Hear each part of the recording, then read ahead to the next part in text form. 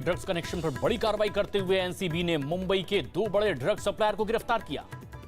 रिया चक्रवर्ती की कुछ चौंकाने वाली व्हाट्सएप चैट सामने आई है, जिसमें रिया, उसके भाई शोविक और सैमुअल मिरांडा के बीच ड्रग्स की बात का जिक्र है। जम्मू कश्मीर के पुलवामा में मुठभेड़ में 3 आतंकी मारे गए और 1 जवान जख्मी हुआ। कल से आज तक 7 आतंकियों का खात्मा। एफएटीएफ ने दबाव में पाकिस्तान ने आतंकी अब्दुल रहमान समेत हाफिज सईद के 3 साथियों को जेल भेज दिया। चीन के साथ तनाव के बीच रक्षा मंत्री राजनाथ सिंह शंघाई सहयोग संगठन के सम्मेलन में भाग लेने के लिए रूस जा सकते हैं। गलवान में मारे गए चीनी सैनिकों की कब्र की तस्वीर वायरल होने पर अपने सैनिकों की मौत से इनकार पर चीन का झूठ सामने आया। नाराज चल रहे गुलाम नबी आजाद से राहुल गांधी ने फोन पर बातचीत की और उनकी चिंताएं दूर करने का भरोसा दिया। कांग्रेस में बदलाव की मांग पर विवाद बढ़ा। शशि थरूर को लोकसभा में पार्टी के मुख्य सचेतक कोडिकुनियल सुरेश ने गेस्ट आर्टिस्ट बताया। कांग्रेस पार्टी बिहार में 1 से 21 सितंबर तक के बीच 100 जगहों पर वीडियो कॉन्फ्रेंसिंग के जरिए बैठक करेगी। प्रधानमंत्री मोदी वीडियो कॉन्फ्रेंसिंग के जरिए आज झांसी में कृषि विश्वविद्यालय के कॉलेज और प्रशासनिक भवन का उद्घाटन करेंगे। महाराष्ट्र में पिछले 24 घंटे में 346 और पुलिसकर्मी कोरोना पॉजिटिव पाए गए, जिनमें 2 पुलिसकर्मियों की मौत हो गई। पंजाब के सीएम अमरिंदर सिंह ने कोरोना पॉजिटिव पाए गए विधायकों से मिलने के बाद 7 दिन के लिए खुद को क्वारंटीन कर लिया। स्वास्थ्य मंत्रालय के मुताबिक देश में अब तक करीब 4 करोड़ कोरोना टेस्ट हो गए। देश में 6 राज्यों में बंगाल, महाराष्ट्र, कर्नाटक, तमिलनाडु, दिल्ली और गुजरात में 87,000 से ज्यादा स्वास्थ्यकर्मी अब तक कोरोना पॉजिटिव पाए गए। रफाल लड़ाकू विमान को 10 सितंबर को वायुसेना में शामिल किया जाएगा। ओडिशा सरकार 1 से 6 सितंबर के बीच जेईई परीक्षा देने वालों के आने जाने और ठहरने का इंतजाम करेगी। चेन्नई सुपर किंग को आईपीएल 2020 से पहले बड़ा झटका लगा। खबर है कि टीम के 11 सदस्यों को कोरोना हो गया है। झारखंड सरकार ने कोरोना के बढ़ते मामलों को देखते हुए लॉकडाउन की पाबंदियों को 30 सितंबर तक बढ़ाने का फैसला किया है।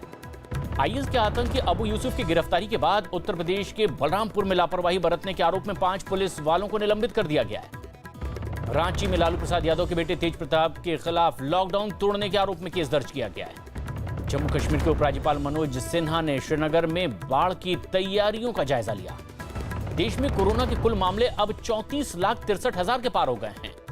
एनईटी और जेईई परीक्षा के खिलाफ 6 राज्यों ने सुप्रीम कोर्ट में पुनर्विचार याचिका दाखिल की है। लोकसभा में कांग्रेस के नेता अधीर रंजन चौधरी ने स्पीकर ओम बिरला को खत लिखा और कोरोना के खतरे के बीच संसद में प्रश्नकाल और शून्यकाल जारी रखने की मांग की। अगले महीने संसद सत्र शुरू होने के इससे 72 घंटे पहले सांसदों और अधिकारियों की कोरोना जांच की जाएगी। सीएम योगी आदित्यनाथ आज वाराणसी में बीएचयू में बिगड़ते हालात और विकास कार्यों का जायजा लेंगे। उत्तराखंड बीजेपी अध्यक्ष बंशीधर भगत के बेटे विकास भगत कोरोना पॉजिटिव पाए गए। 31 अगस्त को वो सीएम रावत समेत कई नेताओं से मिले थे। यूपी के प्रतापगढ़ में राजा भैया के पिता उदय प्रताप सिंह समेत 11 लोगों को सांप्रदायिक सौहार्द के खतरा मानते हुए कल रात 9 बजे तक के लिए नजरबंद कर दिया गया है। उत्तर प्रदेश में पिछले 24 घंटे में कोरोना के 5,447 नए केस मिले हैं, जबकि कोरोना से मरने वालों का आंकड़ा बढ़कर 3,294 हो गया है। सीबीआई ने पटना एम्स के पूर्व विभागाध्यक्ष डॉक्टर शैलेश के खिलाफ भ्रष्टाचार का केस दर्ज करते हुए उनके कई ठिकानों पर छापेमारी की। दिल्ली में कोरोना संकट की वजह से 2021 तक बिजली के दाम न बढ़ाने का फैसला लिया गया है। सुप्रीम कोर्ट ने बिहार विधानसभा चुनाव टालने से इनकार कर दिया है। पंजाब विधानसभा सत्र में कुछ विधायकों को कोरोना की वजह से शामिल होने नहीं दिया गया, तो आम आदमी पार्टी ने जानबूझकर ऐसा करने का आरोप लगाया। पप्पू यादव बिहार विधानसभा चुनाव में 150 उम्मीदवार उतारेंगे। मध्य प्रदेश उपचुनाव के बीच सरकार ने साफ कर दिया है कि लोगों को अभी बकाया बिजली बिल नहीं देना है। देश में 24 घंटे में कोरोना के 76,472 नए केस सामने आए हैं। भारी बारिश के बाद जमीन खिसकने से जम्मू कश्मीर श्रीनगर हाईवे आज 5वें दिन भी बंद रहा। दिल्ली के पास यूपी के ग्रेटर नोएडा में सड़क हादसे में मोटरसाइकिल सवार 2 लड़कों की मौत हो गई है। यूपी के आगरा में फर्जी मार्कशीट बनाने वाले गिरोह का पुलिस ने पर्दाफाश किया। यूपी के मेरठ में भारी बारिश की वजह से एक थाने में पानी भर गया। राजस्थान के उदयपुर में भारी बारिश की वजह से पहाड़ का एक बड़ा हिस्सा टूटकर हाईवे पर गिर गया।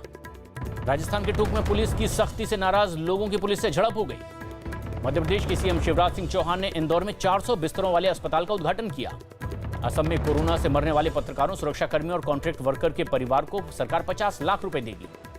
बिहार के किशनगंज में एमआईएम नेता और करीब 200 कार्यकर्ताओं पर लॉकडाउन के नियम तोड़ने के आरोप में केस दर्ज हुआ है। कोरोना खतरे के बीच पटना में शर्तों के साथ में मॉल खोल दिए गए हैं। वैष्णो देवी में श्रद्धालुओं के लिए फिर हेलीकॉप्टर सेवा शुरू कर दी गई है। उत्तराखंड के चमोली में पहाड़ का हिस्सा गिरने से बद्रीनाथ हाईवे बंद हो गया है। गाजियाबाद के अंडरपास में पानी भरने के बाद एक बच्चे की डूबने से मौत हो गई। देश में 24 घंटे में कोरोना से 1021 लोगों की मौत हुई है, जिसके बाद मरने वालों का आंकड़ा बढ़कर के 62,550 हो गया है। उत्तराखंड के हल्द्वानी में कैंसर मरीजों से भरे एक अस्पताल के वार्ड में सांप घुसने से हड़कंप मच गया। उत्तराखंड के रामनगर में उफनते नाले को पार करते वक्त एक कार बह गई। हिमाचल प्रदेश के कुल्लू में भारी बारिश और जमीन खिसकने से 4 मकान ढह गए। पश्चिम बंगाल में विधायक तुषार कांति भट्टाचार्य बीजेपी छोड़कर फिर एक बार टीएमसी में शामिल हो गए।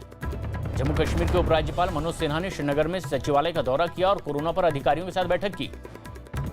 5 लोगों से ज्यादा के शामिल न होने की शर्त पर बॉम्बे हाईकोर्ट ने मुंबई में मुहर्रम के जुलूस की मंजूरी दे दी।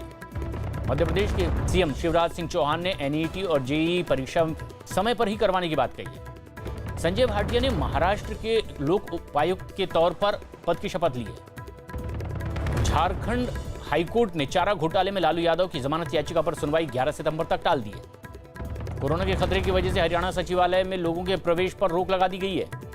वंदे भारत मिशन के जरिए अब तक 12 लाख भारतीय स्वदेश लौट आए हैं। चीन के सरकारी अखबार ग्लोबल टाइम्स के सर्वे के मुताबिक चीन के 51% लोगों ने मोदी सरकार के काम की तारीफ की है। कोरोना महामारी को रोकने के लिए WHO ने लोगों को भीड़ न लगाने की सलाह दी है।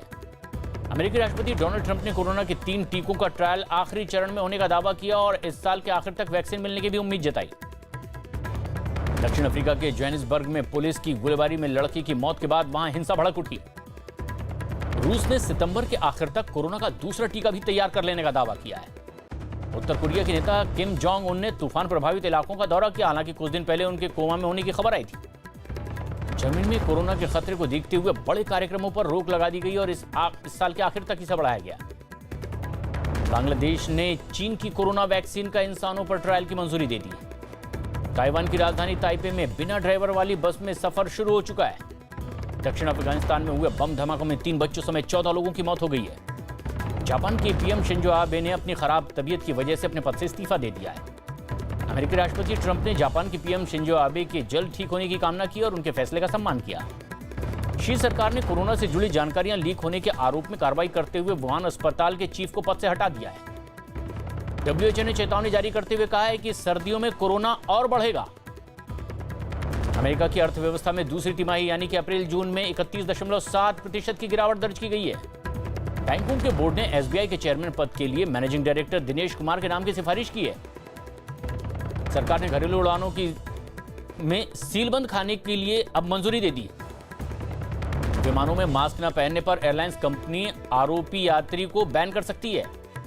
RBI की तरफ से 31 अगस्त तक लोन चुकाने के समय मिली राहत खत्म हो जाएगी, जिसके बाद अब समय पर EMI भरनी होगी। शहद उत्पादन में भारत दुनिया में 5वां सबसे बड़ा देश बन गया है। 2005-6 के मुकाबले भारत में शहद उत्पादन 242% बढ़ा है। पहलवान विनेश फोगाट की कोरोना रिपोर्ट पॉजिटिव आई है। जापान के टेनिस खिलाड़ी के निशिकोरी कोरोना से ठीक हो गए हैं और अब उनकी रिपोर्ट नेगेटिव आई।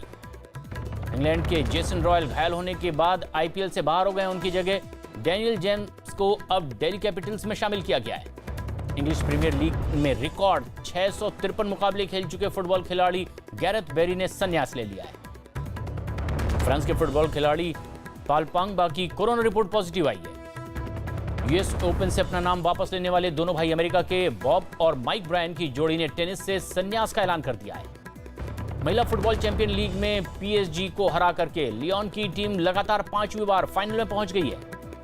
कैरेबियन प्रीमियर लीग में सेंट लुई ने सेंट किट्स को 6 विकेट से हराया तो ट्रिनबागो ने गयाना को 7 विकेट से मात दी। ऑस्ट्रेलिया ने कोरोना खतरे की वजह से इंग्लैंड दौरे में अपने खिलाड़ियों को गेंद पर पसीना लगाने से रोक लगा दी। मध्य प्रदेश सरकार ने 2019 के लिए खेल पुरस्कारों का ऐलान कर दिया है। UAE में कोरोना पर जारी नियमों की वजह से BCCI अब तक IPL का पूरा शेड्यूल नहीं जारी कर पाई है। बॉबी देओल की वेब सीरीज आश्रम ऑनलाइन रिलीज कर दी गई। कंगना रनौत की फिल्म तेजस की शूटिंग दिसंबर में शुरू होगी, जिसमें वो वायुसेना पायलट के रोल में नजर आएंगी। अभिनेता राजेश कुमार की कोरोना रिपोर्ट पॉजिटिव आई है, जिसके बाद उन्होंने खुद को घर में क्वारंटीन कर लिया है। फिल्म गुंजन सक्सेना पर वायुसेना की छवि खराब करने का आरोप लगाते हुए कई डायलॉग हटाने की दिल्ली हाईकोर्ट में मांग की गई है। सोनू सूद JEE और NET परीक्षा के लिए छात्रों की मदद करेंगे और दिक्कत होने पर परीक्षा केंद्र भी उन्हें पहुंचाएंगे। मुंबई में एक्टर जयकी भगनानी ने BMC के 3 क्वारंटीन सेंटर में खाने पीने का सामान दिया तो BMC ने उन्हें शुक्रिया कहा। शाहरुख खान और आलिया भट्ट कॉमेडी फिल्म में साथ नजर आ सकते हैं। मुंबई में संजय दत्त की कैंसर का इलाज शुरू हो गया है। फिलहाल वो अमेरिका नहीं जाएंगे।